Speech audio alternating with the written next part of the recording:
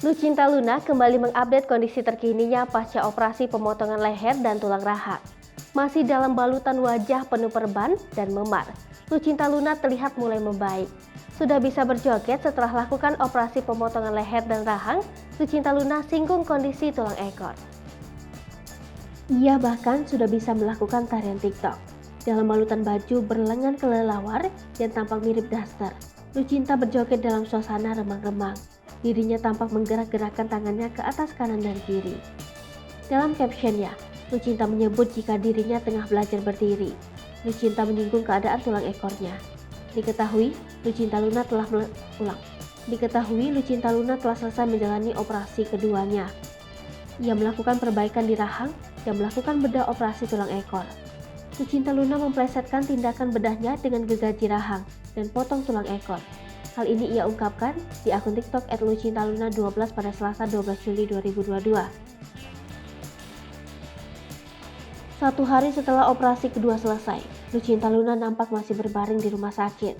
Wajahnya bengkak dibalut dengan perban coklat, matanya bahkan kesulitan dibuka. Lucinta Luna mengaku kesulitan makan. Ia hanya bisa memakan pisang yang dilembutkan dengan bantuan orang lain. Sebelumnya, Lucinta Luna membagikan kondisi terkini dirinya di Instagram melalui Q&A. Namun sayangnya akun Instagram @lucintaluna_manjalita tak lagi membagikan apapun. Sebelumnya ia menyebut jika Instagram telah kena banned karena membagikan kondisi dirinya yang penuh darah pasca operasi bedah. Sebelum operasi kedua, Lucinta Luna telah melakukan pembedahan di bagian leher dan sebagian kepala. Ia menyebut akan melakukan pemotongan untuk menghaluskan suaranya. Selain itu, bagian kepala Lucinta Luna juga dibalut perban. Ia menyebut akan mengubah wujud. Lucinta Luna berkali-kali menyinggung soal bibir milik member Blackpink, Jisoo. Demi mendapatkan suara merdu dan bibir seksi seperti Jisoo, Lucinta Luna harus puasa ngomong selama 2 pekan. Kodamnya masuk nempel ke tubuh aku, jadi suaranya melekat, udah jadi menyatu permanen. Jadi nggak bisa balik lagi, jadi Ailuna Putri yang dari lahir.